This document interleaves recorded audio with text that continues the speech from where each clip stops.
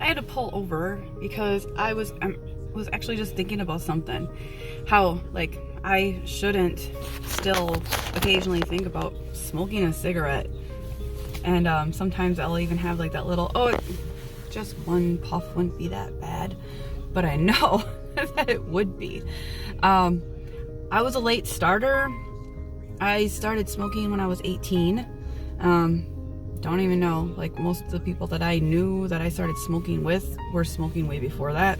But I finally decided to join the cool kids. Anyways, I tried quitting off and on throughout the years, but I finally quit when I was 38. So for 18 years I was a non-smoker.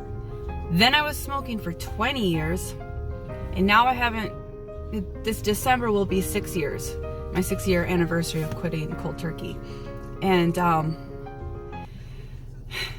when you think about 20 years compared to not even 6 years, that kind of makes sense. Because at first I was like combining the two, the 18 years plus the 6 years, and I'm like, well, that should win out, right? Because like there was more time spent not smoking. But then I realized, no, Courtney, you went 18 years without smoking, and then you taught your brain that you liked smoking at the age of 18. So when we do things and we think about how we like them and we enjoy them, or whatever pleasure is that comes out of it, are like drinking your cup of coffee in the morning, and then you find that you get a little irritable if you don't get your coffee in the morning. Like, oh, I can't start my day without my coffee. When our brains realize that they like that we like something, that we enjoy something, it gets filed away in the primal brain, and the primal brain is where all the default buttons are. So once our brains have decided, hey, I like a certain thing, that gets filed away in there. And that brain is old AF, and so it's very strong. It really likes to flex itself. It's just a big tank of muscle. And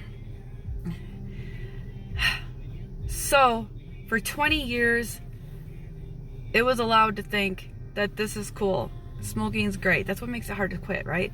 But that's why I can't have just a puff.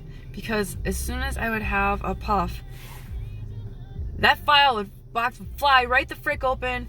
Primal brain be like, let's go. Yeah, here we go. We did that for 20 years. Yes, it's back. We know this is good. So I just thought I would share that really quick. Because anybody that's trying to quit smoking and finds it hard, I tried 6 or 8, I don't even know how many times before it finally stuck. I had to really look into my thought processes and what I was getting out of smoking and why it was something that I wanted to do, despite the fact that I thought it was gross and knew it was unhealthy for me, and it was getting more and more expensive to kill myself. If I've recently quit and you're worried about the cravings, they get better. I mean, literally, when I think about it now, it's like dull. Like a faded memory type thing. So it does get better for quitters, okay? I promise you. You just got to get past the hard part.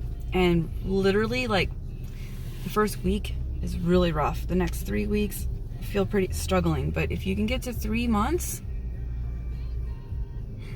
you've proven to yourself that you can do it.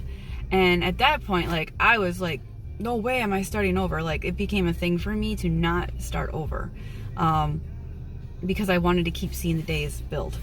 And I reset my phone so I don't have the app anymore to just open it up and look at it. But like, I used to have nightmares about having to reset my app because I would smoke in my dreams.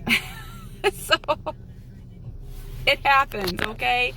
I think the most reoccurring thing is that somehow I have like a pack in here that gets old as fuck, because it just sits in here, and it's for not even just in case. I have no idea. Special occasion, I don't freaking know. And in my dreams, I'll be like, I'll whip it out and smoke, and sometimes I'll be like, we don't really have to we don't have to reset the app, right? So just letting you know that it's normal and you can do it.